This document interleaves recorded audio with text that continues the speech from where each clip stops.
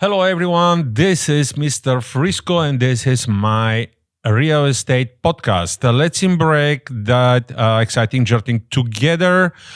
Today on my podcast, it's what's going on in the Frisco housing market. My guest today is going to be Dr. Simmons, psychotherapist, president of the American Society of Group Psychotherapy and Psychodrama, and founder and CEO of Tele'Drama. And on the end, we're going to talk about Fields West, a development that is planning to be built in Frisco. Meet Mr. Frisco, a realtor selling residential real estate in Frisco and far North Dallas. As a former professional athlete, track and field, and strength and conditioning coach, Mr. Frisco immigrated to the USA 20 years ago with $50 in his pocket, a suitcase, and zero English to pursue the American dream and build a successful real estate business. Hardworking, persistent, customer service, and detail-oriented, Mr. Frisco strives to secure a smooth closing on his client's biggest investment, their home. He puts his experience and knowledge to serve his clients the best way possible. Building his business by referral allows him to maintain relationships with his clients and serve them even after the transaction is closed. This is Frisco Realty News with Mr. Frisco. So let's talk about what's been happening with houses in Frisco this January. Imagine you're just shopping for a new gadget and you notice the prices and how many are available change over the time. That's kind of what's happening in Frisco housing market. Let's find out how quickly the houses are selling in January in Frisco. First off, the average price for houses that's been lifted in before dropped a little bit. If last year a house cost about $614,500, now it's 1.4% lower. And comparing the January to the last December, price fell by 7 to 5%. Finding that gadget you wanted is now a bit cheaper than it was last month or last year. And there are more houses up for sale now than they were last year. To put a number on it, there is a 9.9% increase, meaning if last year we had 100 houses for sale, this year we have about 110.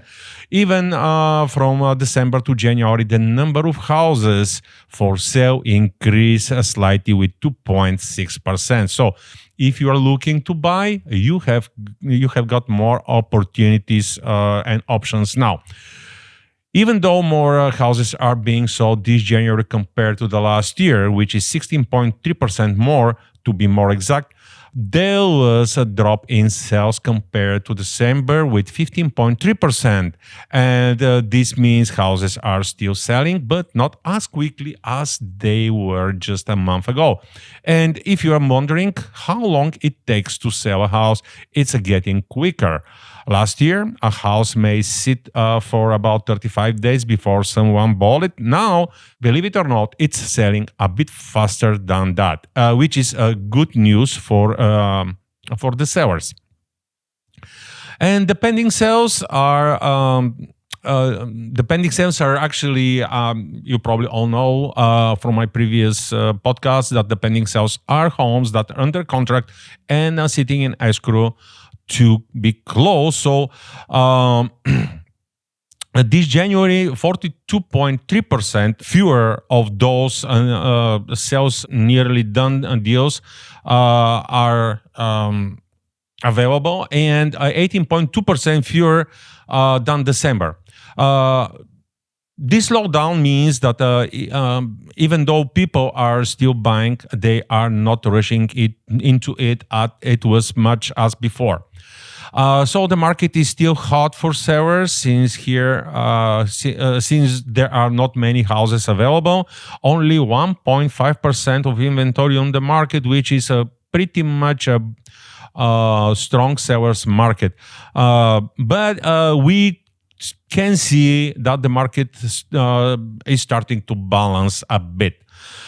So that's good news for the buyers because it means you may not have to make a decision in a rush and could have a better chance at negotiation a good deal. So if you're looking to buy a house in Frisco, there is some good news for you. Prices have dipped a bit and there are more houses to choose from than before. It's like having more room to breathe and more time to decide. For those selling, your house may sell faster than the last year, but with the market cooling down slightly, it's important to set a realistic price. Think about what makes your house special and highlight those features to attract buyers. And for the buyers, the market means more choice and opportunity to negotiate a deal. So now it's a time for my guest, Dr.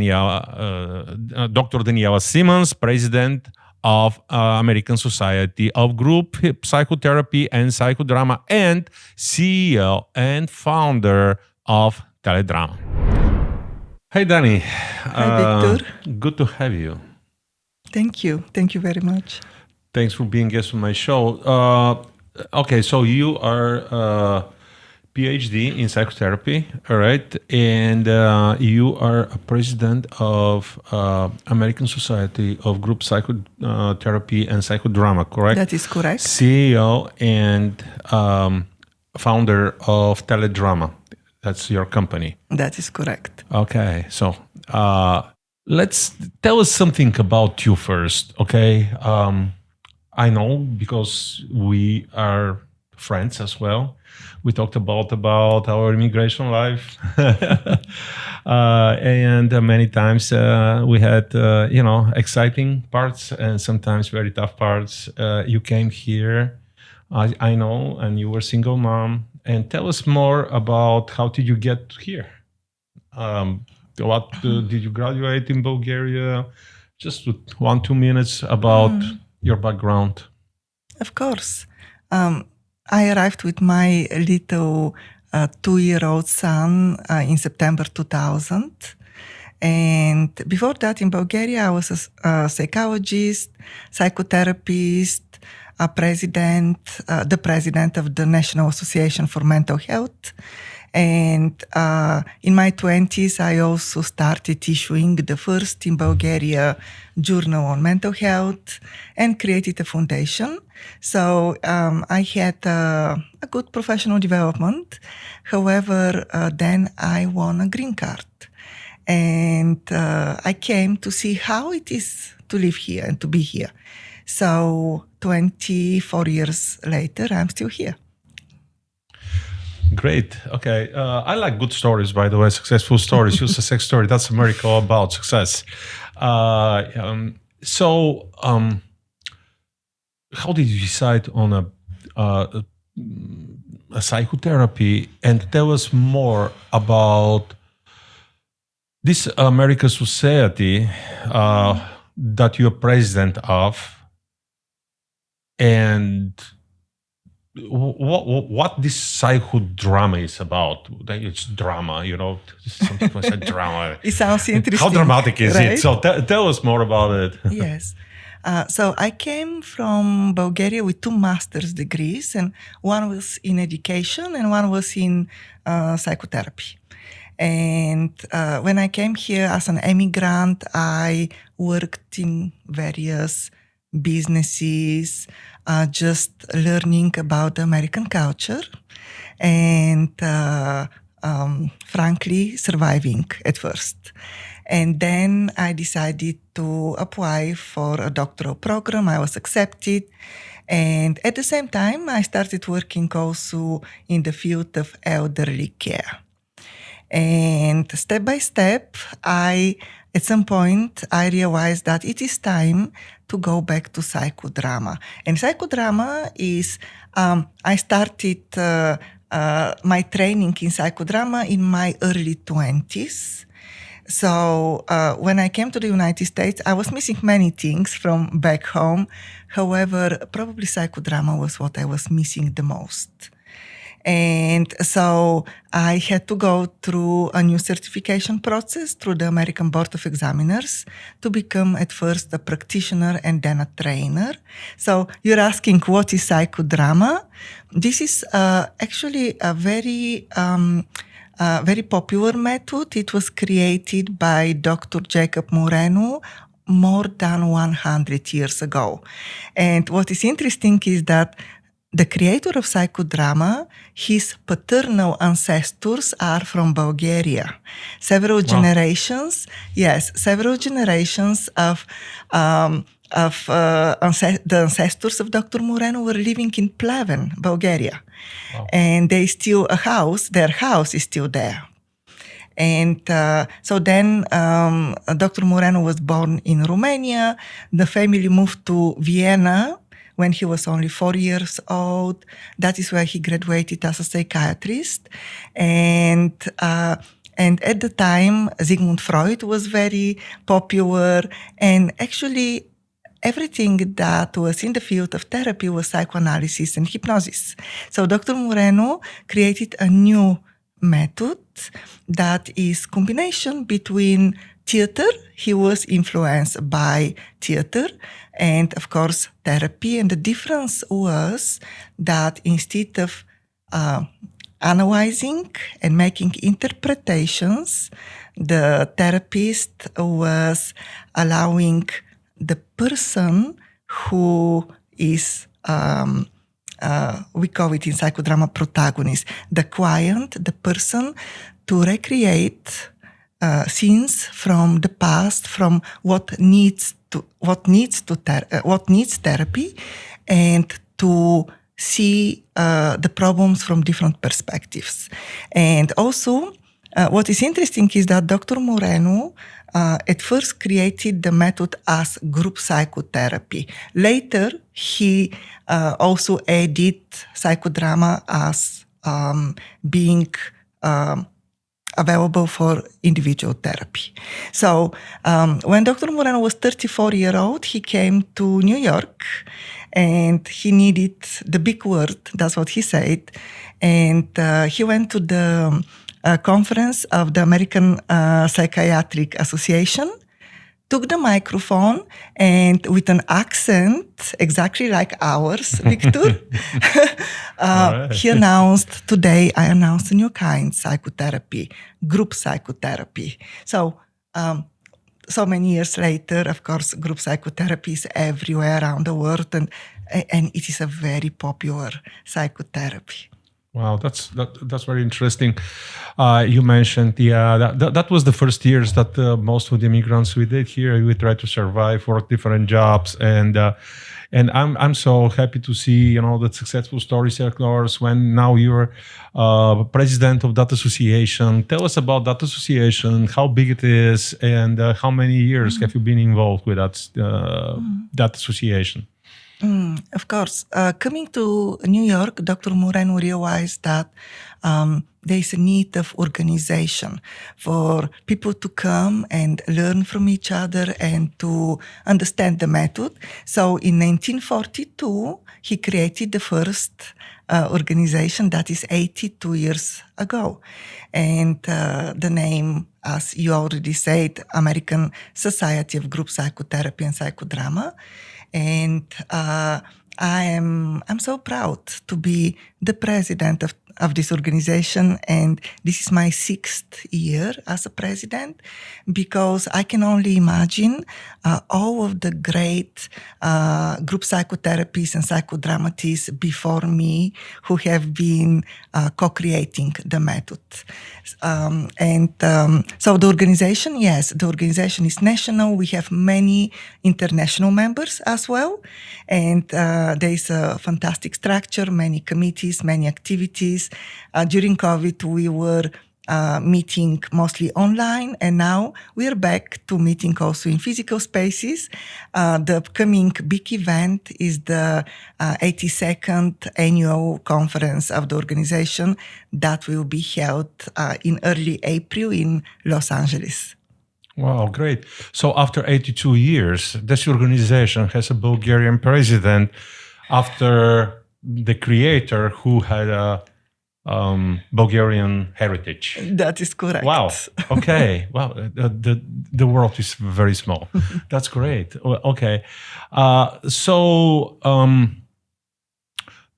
What is the difference between the psychodrama and the typical psychotherapy? You know that everybody know.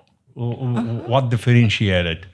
Yes, and of course there are so many different kinds of therapies, but they're mostly verbal, where the therapist is meeting the client and they talk.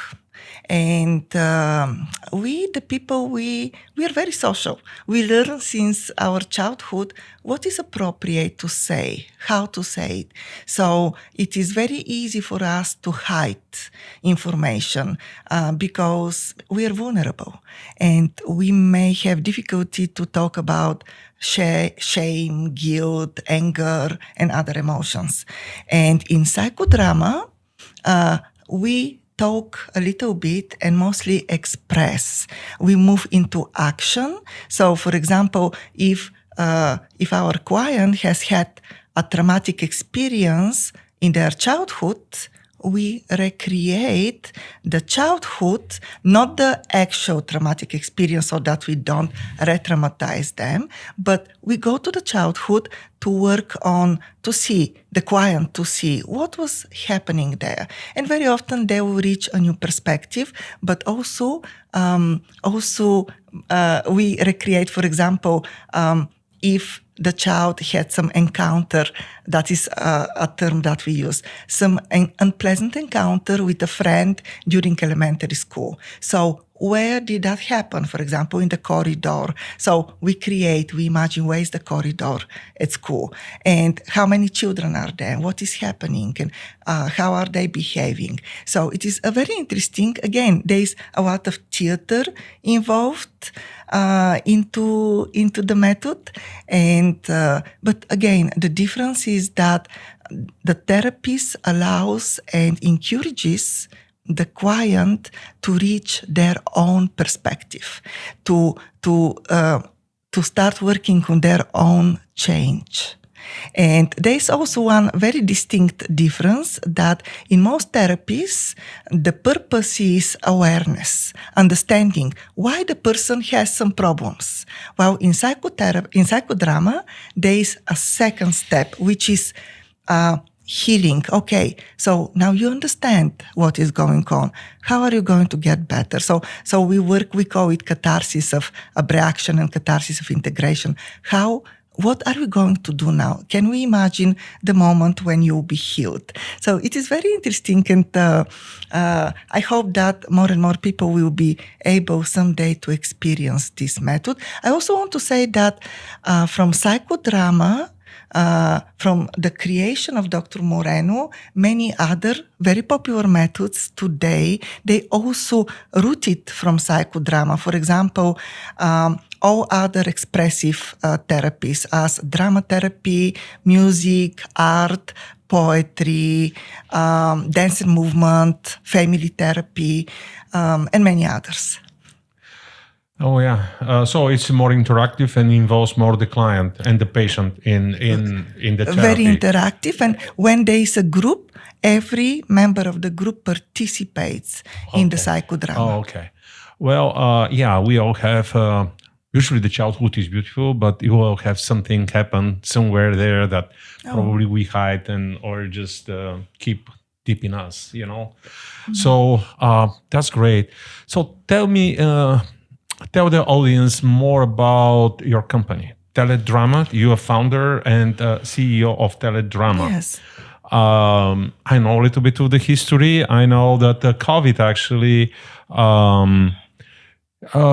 damaged a lot of, had a lot of damages on people. But during COVID, a lot of businesses just built up. So tell us about your company and how did you come up with this? So I experimented with Tele'Drama long before COVID. I started probably in 2012 working at different universities, and my purpose was connecting people from around the world, overcoming barriers as travel, expenses, inability for some people to visit another country and other. And just a quick possibility for people to get together and to work together. And what happened with COVID is COVID boosted Tele'Drama. So I created Tele'Drama as a method, and then it became an institute, and then it became a very large international community with tens of thousands of people from around the world, from more than 80 countries. And Tele'Drama is actually all psychodrama and the other expressive methods offered online. And there was many colleagues didn't believe that this is possible before COVID, because action methods, we meet, we play together. And how could we do this online? They just couldn't understand.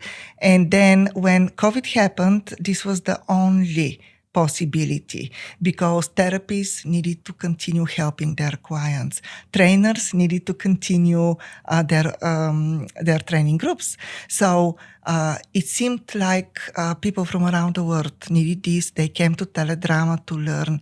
And today Tele'Drama is a fantastic big school. It is an international institute, and of course it is a business. Okay, well, so you do it online on Zoom, and you create a room where all these people around the world, they can participate and interact with each other and practice this therapy, correct? We have a whole virtual center with 10 to 20 rooms, as many rooms as we need. And we can handle, right now at this moment, we can host 40 trainings, parallel trainings at the same time, with as many people as we need.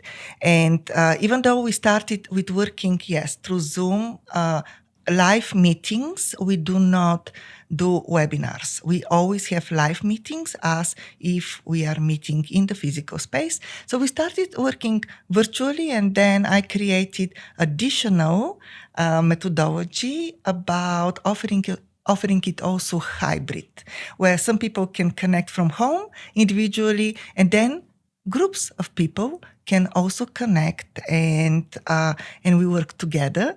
And we no longer talk about virtual space and physical space. We blend both spaces, and the result is amazing. All right. Wow, that's okay. So the online, the virtual therapy, psychodrama that's your creation, your baby, correct? Technically, yes. And when I'm saying, if you hear a little hesitation, is that I have heard colleagues saying that they have been experimenting in the past also doing something online. So that is why I don't want to say it was just me, but yes, actually it was me. You put it together. I put it together. You put it together, Correct. Okay? Wow, that's great. That's Correct. great. I showed to people that this is something that we can do, and it's extremely valuable. Yeah. Okay, so let's just the last thing. What's your focus? Do you work with the patients? Like, do you practice therapy with the patients, or the focus of your company is somewhere else with training, certification? What's your focus? I used to be a therapist, group therapist, individual, family therapist. However, since Tele'Drama is educational institute. And so since I created it, I only do training. And of course, now we have many trainers within the institute because we have many programs. We do have certification program in Tele'Drama, and we also have other certification programs. For example, we are just starting with a colleague from Switzerland, a new program on organizational consulting, which is also certification program. And we offer many modules with many sessions, also workshops, also free support groups, big events as conferences and symposiums. And the goal of Tele'Drama Institute is to become an international university with graduate programs, masters and doctoral programs. All right. Well, that's a great information for the psychotherapists, for people that need psychotherapy, and psychotherapists that are interested to get certified and can use, your service, your educational program online or definitely in person. great possibilities, because we no longer need to be able to find clients only in our town, our city, our community, but we can reach out to so many people from all other states and internationally. Great. So if somebody wants to reach out to you, how can they do that? The website is very easy to remember, www.teledrama.org. Very easy to remember. And also, if anyone Googles the word Tele'Drama, we have so many activities, so they will immediately find it. Wonderful. Well, Dani, thank you very much for attending my podcast. It was great to have you, and I will see you around. Thank you so much. It was really a pleasure, Viktor. Okay. Thank you so much for inviting me.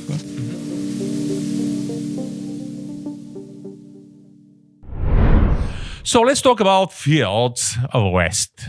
Fields West in Frisco is shaping up to be Legacy West's bigger sister.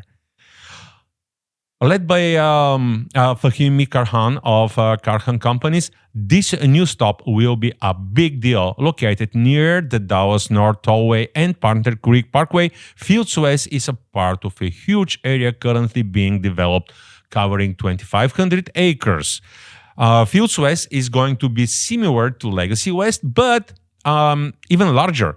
Karhan says it's like taking Legacy West and adding an extra block to it.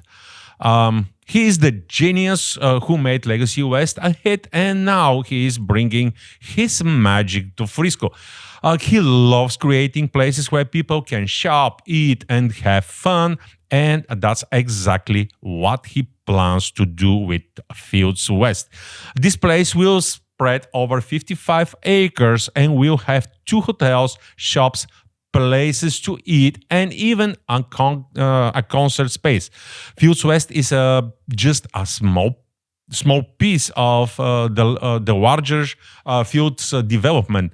The whole area will have homes, a fancy resort, lakes, making it a mini city of its own. This place will be bustling with the University of North Texas Frisco campus on the one side and the PGA of America on the other side. Fields West is a new place in Frisco, like the bigger sister of Legacy West in Plano, but as mentioned above, the person behind it is Fahmi Karhan. And he's the same person who developed Legacy West. He's all about making a place where people can enjoy shopping, eating, and fun activities. So, what will be there? Imagine a small town with hotels, stores, restaurants, and theater for concerts. Fields West is a more just shopping development. It's a part of bigger plan that includes homes, a resort, and lakes. It's going to be a whole new community, and this project is big deal for Frisco. It's going to bring new life to the area, especially with big attractions like the Universal Kids Resort opening up. And groundbreaking is happening this year, and it's planned to be open in 2026 for the World Soccer Cup. So Fields West isn't just a shop for shoppers or people looking for entertainment. It's for families, workers, and anyone who wants to mix of modern living with leisure and work. It's going to be a place where you can grab a bit shop for your favorite brands and catch a concert all in one spot. Fields West is more than just a project, it's a vision of the future where living, working, and playing blends seamlessly. It's about creating a space where memories are made and life is enjoying to the fullest. So get ready, Frisco, because Fields West Legacy West's bigger sister is on its way to transform our city into an even a more vibrant place to call home. Thank you for joining me on this episode. And before we sign off, don't forget to subscribe to my podcast and share it with friends and family who may benefit from the information. Your support means a lot to me. So it was great, and I hope you had a great time. I look forward to see you on my next episode next month.